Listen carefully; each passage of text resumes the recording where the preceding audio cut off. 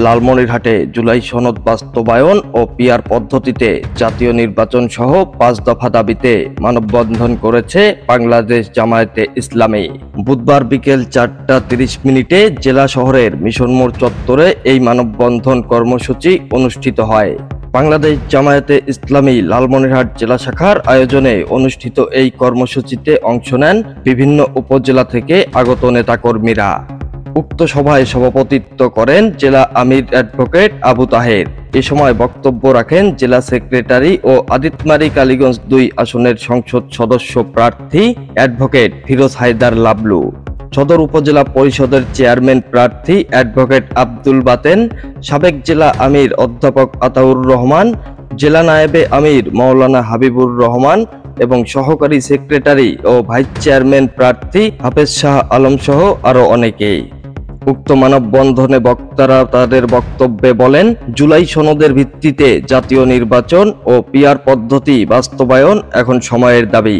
তাদের মতে এই পদ্ধতি চালু হলে জনগণের আস্থা ফিরে আসবে, রাজনৈতিক স্থিতিশীলতা প্রতিষ্ঠিত হবে এবং আগামী ফেব্রুয়ারিতে অবাধ ও অংশগ্রহণমূলক নির্বাচন আয়োজন সম্ভব হবে। জেলা সেক্রেটারি অ্যাডভোকেট ফিরোজ হায়দার লাবলু তার বক্তব্যে বলেন, একটি গোষ্ঠী পরিকল্পিতভাবে জুলাই সনদ বাস্তবায়ন ঠেকাতে চাইছে। তিনি আরো বলেন, পিআর পদ্ধতি বিশ্বের বহু গণতান্ত্রিক দেশে সফলভাবে চলছে, যেখানে জনপ্রিয় ভোটের অনুপাতে আসন বণ্টন করা হয়।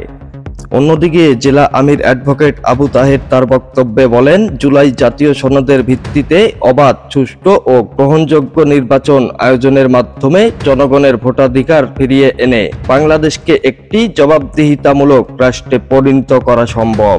সে সময় তিনি আরো দাবি করেন, জুলাই আন্দোলনের ধারাবাহিকতায় জালেমদের বিদায় ঘটেছে।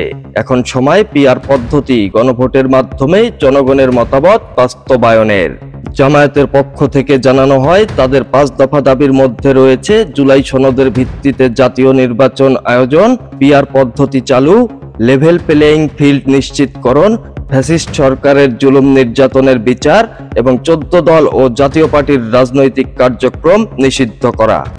এআই রাজীব, খবর, লালমনিরহাট।